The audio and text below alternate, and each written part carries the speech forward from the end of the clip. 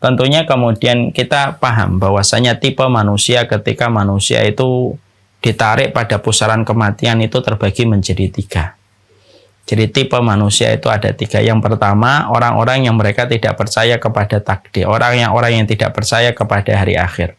Allah potret keberadaan mereka itu selalu ada dalam setiap waktu, dan keberadaan mereka itu ada dalam setiap zaman. Wa qalu ma hiya illa hayatuna dunya namutu wa nahya wa ma yuhlikuna illa ad-dahr. Wa ma lahum bidzalika min ilmin inhum illa yadhunnun. Allah itu menyampaikan, dan mereka ini kembali kepada yang tidak mempercayai hari akhir. Bahwasanya mereka itu berkata, hayatuna dunya, ya, namutu wa nahya wa ma yuhlikuna illa ad-dahr. Sesungguhnya inilah kehidupan kami, tidaklah hanya kehidupan di dunia. Tidaklah kami hidup, tidaklah kami mati, kecuali kemudian tidak ada yang membinasakan kami kecuali hanyalah masa waktu. Tidaklah mereka memiliki pikiran itu kecuali mereka tidak memiliki ilmu, dan sesungguhnya mereka itu hanyalah berprasangka. Makanya potret orang yang pertama, kelompok yang pertama ini banyak. Dan terkadang mereka memiliki berbagai macam teori, berbagai macam labelitas yang bisa menjadikan pemikiran mereka tampak menarik bagi mereka yang lemah iman mereka. Seakan-akan bahwasanya inilah sejatinya orang yang betul-betul paham kehidupan ketika mereka tidak percaya tentang kehidupan berikutnya dan tidak mempercayai hari akhir yang akan datang pada waktu kehidupan manusia. Makanya ada yang namanya YOLO, you only live once, itu merupakan salah satu di antara apa yang Allah sampaikan di dalam surat Al-Jathiyah ayat yang ke-24. Yang kedua, ada tipe manusia yang mereka mempercayai kehidupan kematian. Mereka tahu kematian itu akan membawa seluruh amal perbuatan yang mereka miliki. Dan mereka akan menghadapi seluruh balasan dari setiap dosa dan kemaksiatan yang mereka kerjakan. Mereka tahu, mereka juga beriman. Tapi beriman yang tidak. Imannya adalah iman yang kemudian sifatnya adalah tidak orisinal. Mereka kemudian dalam kondisi imitasi imannya.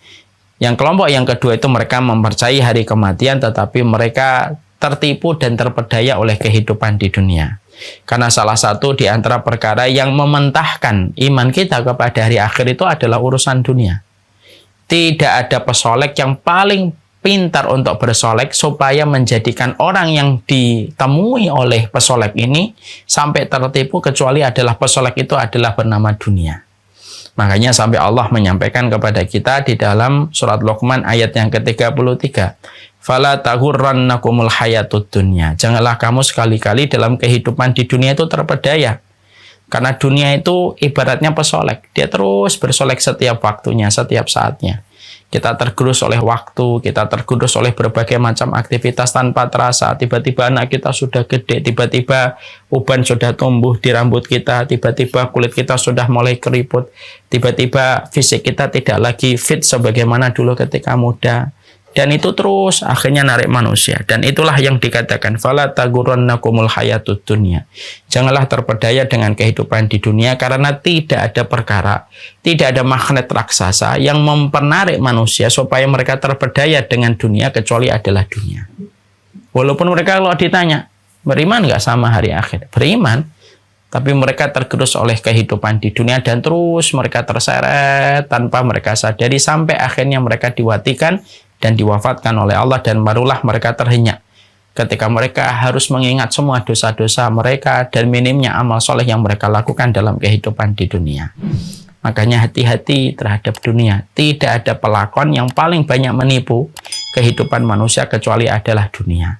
Makanya sampai kita mendengar perkataan bahwasanya hubbud dunya ra'su kulli khati'atin. Sesungguhnya dunia dan cinta kepadanya, gandrung kepadanya, merupakan biang dan pangkal dari semua kerusakan dalam kehidupan manusia. Itu yang kedua.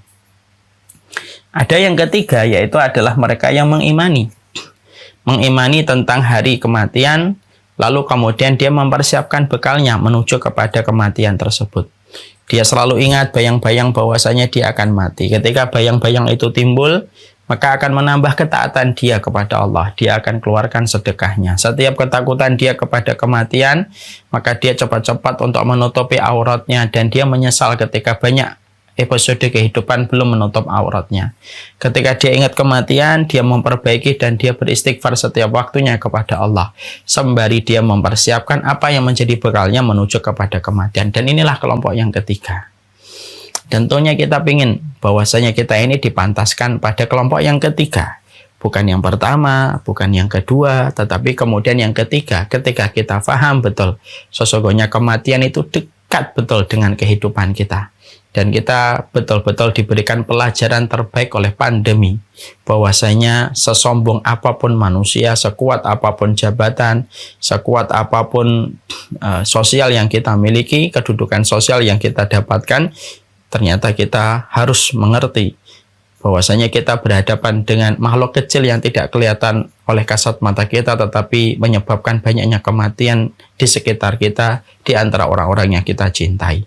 Makanya inilah yang menjadi pelajaran tentang kelompok yang ketiga. Mereka mengimani, mereka memiliki rasa takut, mereka memiliki rasa harap terhadap kematian tersebut. Dan itulah yang menjadikan mereka terus mempersiapkan bekal mereka menuju kepada kematian.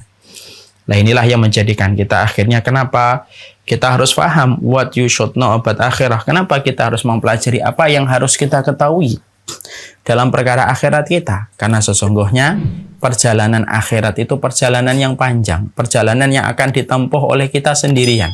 Perjalanan yang akan diselamatkan dengan amal soleh kita dan komitmen kita ketika meninggalkan larangan. Kalau di dunia kita masih punya teman. Kalau di dunia kita masih ada tempat berlindung. Kalau di dunia kita masih ada benteng yang kita jadikan tempat kita untuk melindungi diri kita. Kalau di dunia masih ada bapak, masih ada ibu, masih ada kemudian istri kita, suami kita. Tapi akan datang satu hari ketika kita diletakkan di atas keranda, lalu keranda itu berjalan menuju ke liang lahat. Pada saat itulah pengembaraan harus ditempuh secara sendirian.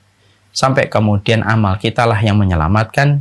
Dan komitmen kita meninggalkan larangan itulah yang akan menjadi keselamatan dalam kehidupan kita pada perjalanan berikutnya.